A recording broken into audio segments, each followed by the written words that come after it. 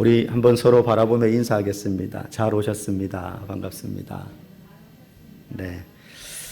병거나 말보다 우리 하나님이라는 제목으로 잠시 말씀을 전하겠습니다. 1절에 보면 이렇게 시작합니다. 환난 날에 여호와께서 내게 응답하시고. 환난 그러면 우리는 고난을 또 시련을 떠올리는데 여기서 환난이라고 말할 때는 아주 구체적인 어떤 한 상황을 가리킵니다. 어떤 상황이냐면 나라와 나라 사이에 이제 전쟁이 벌어지기 직전 상황인 거예요. 한 나라가 지금 쳐들어왔습니다. 그래서 개인이 아니라 나라가 망하느냐, 그 전쟁에서 승리하느냐, 존폐 위기에 서 있는 그런 환난을 말해요. 그래서 오늘 시편 20편은 대적의 공격이 임박한 때에 여기서도 당할 수 없으니까 전쟁을 하기 위해서 준비할 때 부르는 노래예요. 그래서 여기서 환난 날에 여호와께서 네게 응답하시고 하는 것은 이 전쟁 가운데 대적이 지금 우리를 공격하러 왔는데 이때 주님 우리에게 응답하여 주십시오. 그래서 전쟁터 나가기 전에 하나님 앞에 승리를 기대하며 이 전쟁에서 우리가 승리하기를 원합니다. 하나님 승리하게 도와주십시오 라면서 하나님 앞에 기원하는, 그래서 이걸 노래라고 할 수도 있고 기도라고도 할 수 있는 거죠. 하나님 앞에 탄원하는 거예요. 구하는 겁니다. 하나님, 이 전쟁에서 패하면 우리가 죽는 것은 물론이고 나라가 망할지도 모릅니다. 주님, 막대한 피해가 있을 수 있는데 우리의 승리가 되어 주십시오. 환난 날에 응답하여 주십시오. 이 대적들 앞에 두고 우리가 주님을 기다립니다. 이제 이렇게 부르는 노래가 오늘 본문 시편 20편입니다. 그래서 여기서 환난은 오늘 우리에게 적용하면 우리가 뭐 대적하고 총 들고 막 싸우고 지금 그럴 일은 잘 없잖아요. 우리 개인에게 적용해보고 우리 공동체에 적용해본다면 전쟁은 전쟁인데 어떤 전쟁이냐? 진짜 무기를 들고 싸우는 전쟁이 아니라 영적 전쟁으로 우리가 이 본문을 이해하면 우리가 쉽게 받아들일 수가 있습니다. 성도, 그리스도인 그러면 어떤 사람이냐? 뭐 여러 가지로 표현할 수 있겠죠. 주일이 되면 교회 가는 사람, 예수님을 믿는 사람, 그리스도를 주인으로 따르는 사람, 뭐 이렇게 여러 가지 호칭으로 부를 수 있겠지만 오늘 본문에 빗대어서 그리스도인, 성도는 어떤 사람이냐라고 이야기해 본다면 날마다 전쟁하는 사람입니다. 날마다 전쟁하는 사람. 이 영적 전쟁은 그래서 내가 피하고 싶다고 해서 피할 수 있는 전쟁이 아닙니다. 내가 예수를 믿지 않는 그리스도인이 아니라면 몰라요. 근데 그리스도인이 되는 순간 그야말로 진정으로 예수 그리스도가 내 삶의 주인입니다. 당신이 나의 왕이십니다라는 것을 고백하는 참된 그리스도인이라면 누구나 이 전장의 발을 이제 내딛게 되는 거예요. 그리고 이 전쟁은 보이지 않는 화살이 날마다 쏟아지는 것처럼 매일 우리를 향하여서 무엇인가가 공격 무기로 날아오는 전쟁입니다. 그래서 이 전쟁은 둘 중에 하나예요. 패배하거나 승리하거나. 패배하거나 승리하거나. 그러면 우리가 싸우는 대상이 어떤 존재냐? 도대체 우리는 영적 전쟁이니까 보이지 않는 무기가 공격을 해오고 그 무기를 휘두르고 달려드는 존재도 우리 눈에는 보이지 않습니다. 그럼 어떤 존재냐? 성경은요, 에베소서 6장 12절에 이렇게 말합니다. 우리의 씨름은, 여기 씨름이라고 번역되어 있는데 사실 싸움입니다. 우리의 씨름은 혈과 육을 상대하는 것이 아니요 통치자들과 권세들과 이 어둠의 세상 주관자들과 하늘에 있는 악의 영들을 상대하는 것이다. 통치자들, 이 세상의 통치자들과 권세를 가진 사람들이 있는데 그들이 우리의 궁극적인 싸움의 대상이 아니라 그들 배후에 있는 악의 영들, 진짜 이 세상을 주관하는 사람들, 이 세상의 통치자들과 권세자들을 통해서 믿는 자들을 쓰러뜨리고 하나님의 나라를 자꾸 침범하는 그 악의 영들이 우리가 싸워야 될 영적 전쟁의 싸움의 대상들이라는 거예요.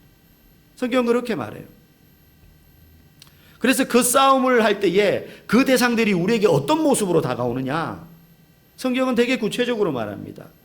우리 베드로전서 5장 8절 말씀 한번 앞에 보시고 읽어보겠습니다. 시작. 근신하라 깨어라 너희 대적 마귀가 우는 사자같이 두루다니며 삼킬 자를 찾나니. 어떻게 다가와요?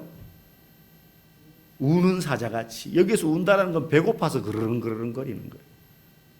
그러니까 먹이를 찾아다니는 겁니다. 굶주린 사자. 굶주린 사자.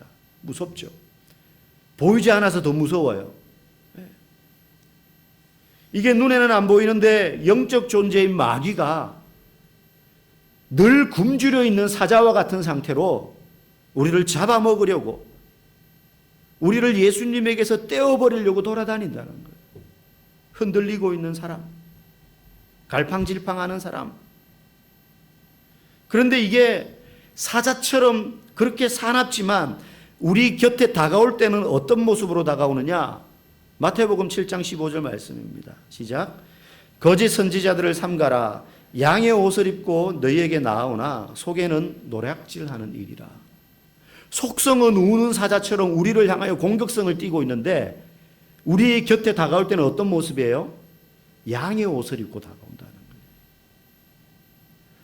멀리서 딱 봐도 저 무서운 마귀야, 영적 존재가 그렇게 느껴지면 준비를 합니다.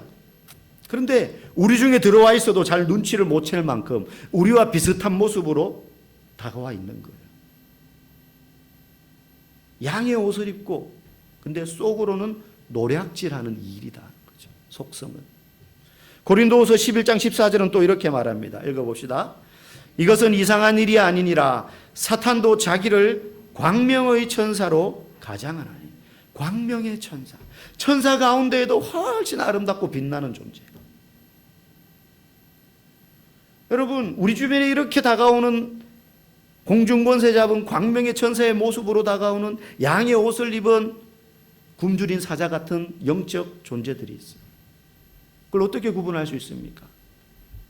광명의 천사, 양의 옷을 입었다는 건 우리 눈에 좋아 보이는 모습으로 다가온다는 거예요. 인기, 명성, 부, 명예, 성공, 이런 것들이 얼마나 좋고 우리가 가지고 싶고 취하고 싶은 것들입니까? 누리고 싶은 것들입니까? 기가 막히게 사탄은요, 우리가 이 세상에서 더 많이 가지고 싶어하고 더 많이 얻고 싶어하고 더 많이 갈망하는 그 모습으로 우리에게 다가와요. 막 가지기 싫고 가까이 하기 싫고 더럽고 무섭고 이런 것 같으면 우리가 아예 멀리하죠. 그런데 누구라도 가까이 하고 싶고 누구라도 더 많이 가지고 싶고 누구라도 취하고 싶은 그런 모습으로 우리에게 다가온다는 거예요. 그렇다고 돈이 다 막이고 인기가 다 막이고 그렇다는 게 아니라 그런 것들로 위장해서 우리에게 스며든다는 거예요. 그래서 인기를 더 갈망하게 만들고 돈을 가졌는데도 더 갈망하게 만들고 이미 어느 정도 내가 자리를 잡고 먹고 살만한데도 더 큰 성공을 갈망하도록 계속 만드는 거예요. 그게 양의 옷을 입은 것이고 광명의 천사로 우리에게 다가오는 우는 사자 같은 존재라는 거예요. 그렇기 때문에 성경은 성도들을 향해서 늘 깨어있으라고 말해요. 깨어있으라고 말해요. 그럼 깨어있는, 어떻게 깨어있는 겁니까? 깨어있다는 게 잠 안 자고 맨날 교회 와 있는 겁니까? 그럴 수는 없잖아요. 깨어있는다는 건요, 첫 번째는 기도하라는 거예요. 기도하는 게 깨어있는 겁니다. 예수님께서도요, 십자가에 달리시기 전에 이제 군병들에게 붙잡히기 전에 마지막으로 겟세마네 동산에서 제자들을 이쪽에 두고 기도하시잖아요. 그때 기도하러 가실 때에 너희들도 좀 같이 깨어 있어. 그렇게 기도하고 왔는데 제자들은 어떻게 하고 있었습니까? 자고 있었어요.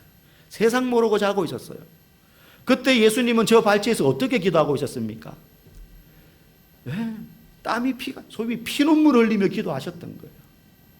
피눈물 흘리며 스승은 기도하고 있는데 제자들은 그 지근거리에서 자고 있는 거예요. 그래서 예수님이 와서 깨우잖아요. 뭐라고 말씀하시면서 깨웁니까? 시험에 들지 않도록 기도하라. 시험에 들지 않도록. 예수님이 너네 계속 기도하라 이런 게 아니잖아요. 내가 기도하는 이 순간만이라도 너희들 깨어서 기도해라. 깨어있으라는 말은 기도하라는 거예요. 또 깨어있으라는 건요, 말씀을 늘 가까이 하라는 거예요. 성경책을 옆에 두라는 게 아니라 읽으라는 거예요. 히브리서 4장 12절 말씀 우리 같이 한번 읽어볼까요? 하나님의 말씀은 살아있고 활력이 있어 좌우에 날선 어떤 검보다도 예리하여 혼과 영과 및 관절과 골수를 찔러 쪼개기까지 하며 또 마음의 생각과 뜻을 판단하나니. 우리가 이 말씀 잘 알죠. 하나님의 말씀은 우리를 수술하고 해부합니다. 여러분, 우리가 바늘만 콕 찔려도 자다가 벌떡 깨요.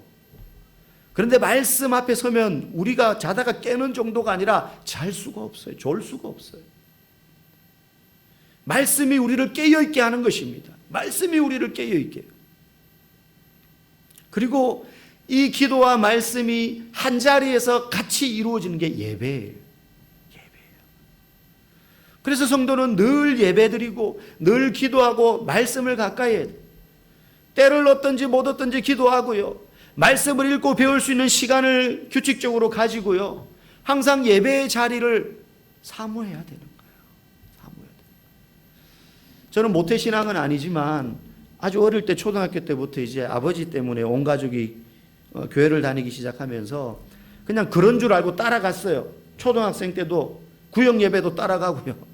아버지가 이제 구역장을 하시니까 구역 예배도 따라가고 수요 예배도 따라가고, 그때는 이제 주일 1부 예배, 2부 예배, 그리고 오후 예배, 저녁 예배 막 이렇게 있었잖아요. 그냥 다 따라가요. 너무 좋았어요. 왜? 주일날은 공부하면 안 돼 이렇게 하셨거든요. 그래서 주일은 공부할 필요가 없어요. 그러니까 노는 거 아니면 교회인데 노는 것도 교회 가서 놀면 되니까. 예, 친구들이랑.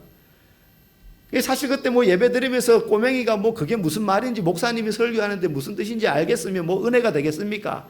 그저 마음은 빨리 예배 마치고 친구들이랑 놀아야지 뭐 이 생각으로 이제 간 거예요. 근데 그게 무서워요. 습관이 무서운 거예요. 나중에는 뭐 이제 크면서 내가 드려야 될 다른 부서 예배 이런 것들이 생기긴 했지만 안 가면 좀 이상한 거예요. 예배 때, 예배 자리에 안 가면. 그래서 목사님들이 그땐 그런 말 했어요. 막 피곤하고 졸립더라도 집에서 자빠져 자지 말고 교회 와서 자라. 성도들한테 막 그러시더라고요. 저라도 교회 와서 졸면은 귀등으로라도 말씀 듣다가 은혜 받는다는 거예요. 그런 비슷한 이야기를 참 많이 하셨어요. 그게 깨어 있는 겁니다. 오늘 본문 3절 말씀 봅시다. 읽어볼까요? 시작. 내 모든 소재를 기억하시며 내 번제를 받아주시기를 원하노라. 지금 이게 뭐 하는 거냐면, 소재와 번제는 재물을 태워서 드리는 것이고, 소재는 곡물 가루를 빻아서 올려 드리는 거예요.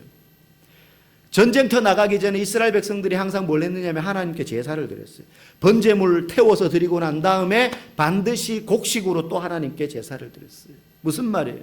하나님, 우리가 이제 전쟁하러 나갑니다. 전쟁하러 나가면 어쩌면 누군가는, 아니면 저는 적의 칼에 찢기고 그리고 마병의 말발굽에 갈릴 수 있습니다. 사지가 찢길 수 있죠.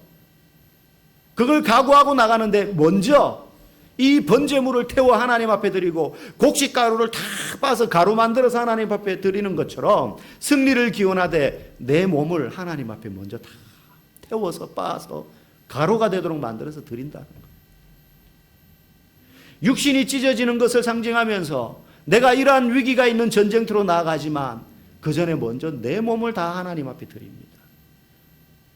어떤 의미에서는 임전무태 필승의 각오로 나가기도 하지만 이 전쟁의 승패를 누구에게 맡긴다는 거예요? 내 육신의 안전을 누구에게 먼저 맡긴다는 거예요? 하나님께 맡긴다는 거예요. 적의 창에 찔릴 수도 있는데 하나님께 먼저 내 몸을 다 찢어서 태워서 올려드린다는 거예요. 그 당시 전쟁터 나가는 군인들이 이 번제와 소제를 하나님 앞에 올려드리면서 막 즐거운 마음으로 드리지 않았을 거예요. 이 제사가 어쩌면 이 땅에서 내가 하나님 앞에 마지막으로 드리는 제사일 수 있다. 영적 전쟁을 치르며 사는 우리들의 마음도 이와 같아야 된다고 생각합니다. 이들이 왜 그렇게 드립니까? 나가면 아무리 용장이라 하더라도 적들이 한꺼번에 공격하면 그 10명, 20명의 적을 어떻게 한꺼번에 다 물리치겠습니까? 내 능력으로 싸운다고 생각할 수가 없는 거예요. 그러니 하나님 앞에 다 맡기는 거예요. 여러분, 영적 전쟁도요, 내 능력으로 싸우는 것이 아닙니다. 우리가 조금 전에 하나님의 말씀은 살아있고 그 에베소서 6장 말씀을 읽었잖아요. 그 6장에 보면 성령의 전신갑주가 나오잖아요. 전쟁터에 나가는 그 군인이 무장하는 것과 같은 모습으로 영적 전쟁을 치르는 성도도 영적으로 무장해야 될 것들이 있다는 거죠. 진리의 허리띠를 띠고 의의 흉배를 붙이고 가슴에, 그 다음 복음의 신발을 신고 믿음의 방패를 가지고 구원의 투구를 쓰고 성령의 검, 곧 말씀의 검을 가지고 그 성령의 전신갑주를 에베소서 6장에서 왜 이야기합니까? 이 모든 것들이 네가 가지고 있는 자원으로 싸우는 게 아니라 하나님이 주시는 것으로 싸우는 것이다. 영적 전쟁은 교회 오래 다닌 네 경험으로 싸우는 게 아니라는 거예요. 교회에서 받은 직분으로 싸우는 게 아니라는 거예요.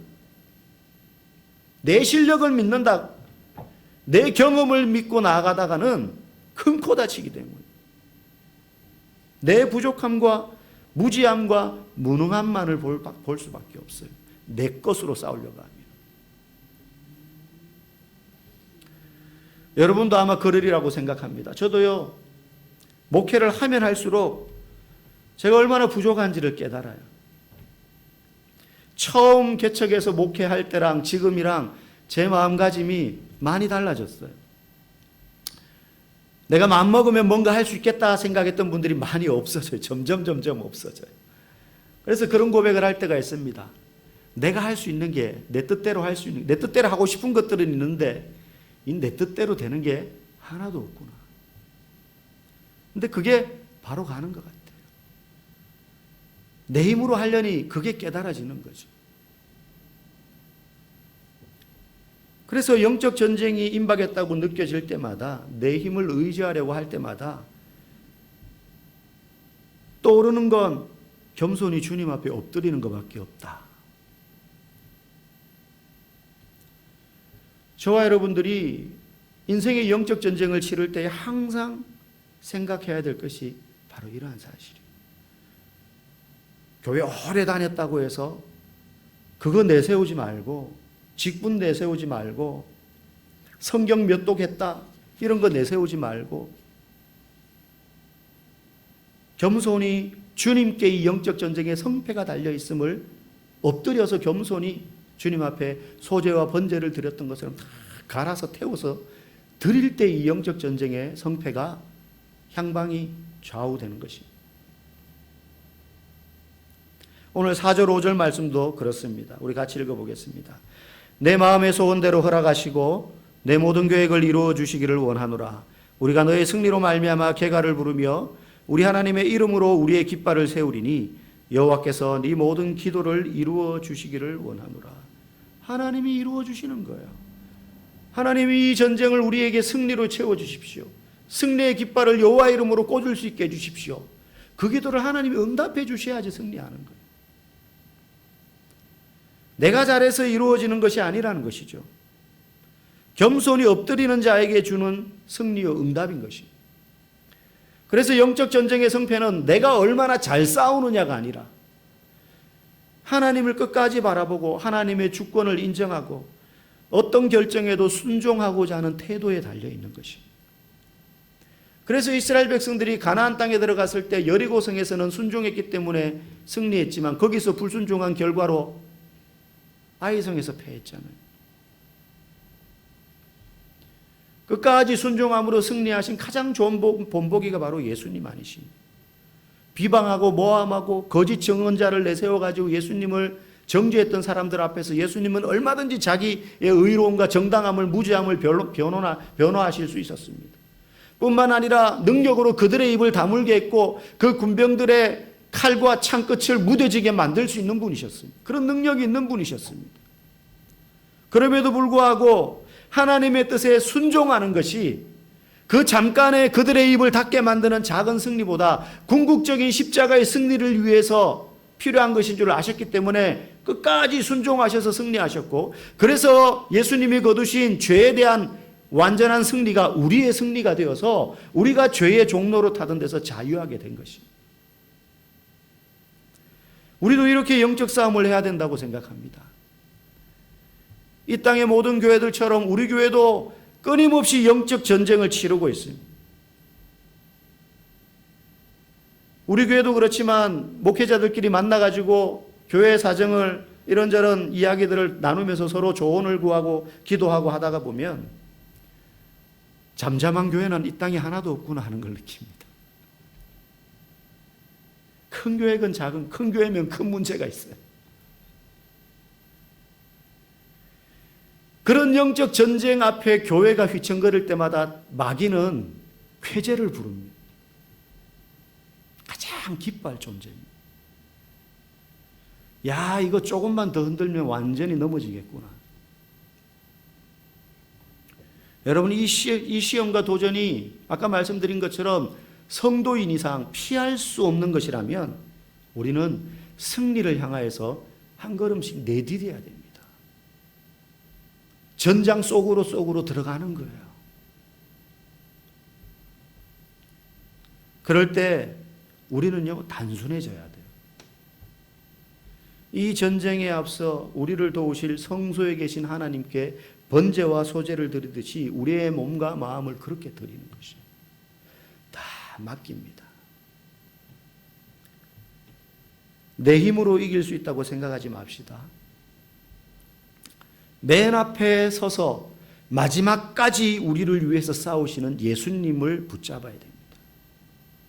그분은 맨 앞에 서서 싸우시고 그리고 맨 마지막까지 거기 계신 분이에요.